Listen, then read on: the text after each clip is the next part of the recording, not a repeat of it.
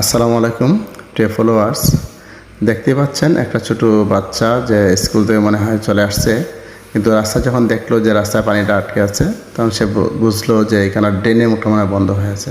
এখানে কত মানুষ হেঁটে যাচ্ছে কিন্তু তাদের কোনো ভ্রুক্ষেপ নেই, কিন্তু ওই বাচ্চাটা তার নিজ আনন্দে, মনের আনন্দেই যেন এই পানির যে ময়লাটা আছে সেটা পরিষ্কার করে সে তার বাড়ির দিকে চলে যাচ্ছে।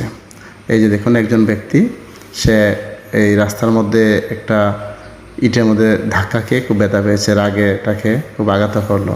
কিন্তু আসলে ওই ছোটো বাচ্চারা যখন দেখলো যে এটা রাস্তায় পড়ে আছে, তখন তার মধ্যে মনুষ্যত্ব সৃষ্টি হলো যে আমি এটাকে এখান থেকে উঠিয়ে দিয়ে রাস্তাটাকে ব্লক করে দেব, ভাঙাটা আর থাকবে না।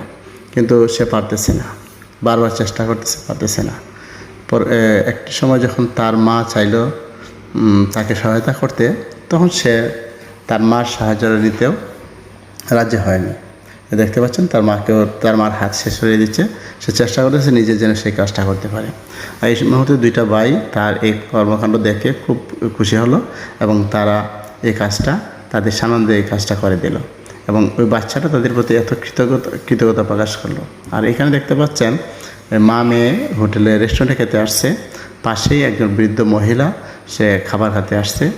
আর তখন ওই শিশুটি এটা তার খাবারটা পছন্দ হয়নি বৃদ্ধ মহিলার, তাই সে তার ভালো খাবার তার মায়ের কাছ থেকে এনে এই মহিলাকে দিয়ে দিল। আসলে মানবতা এবং মানবতাবোধ এগুলো সৃষ্টি হওয়ার জন্য খুব বয়সের প্রয়োজন হয় না, যদি হয় ছোটোবেলায়।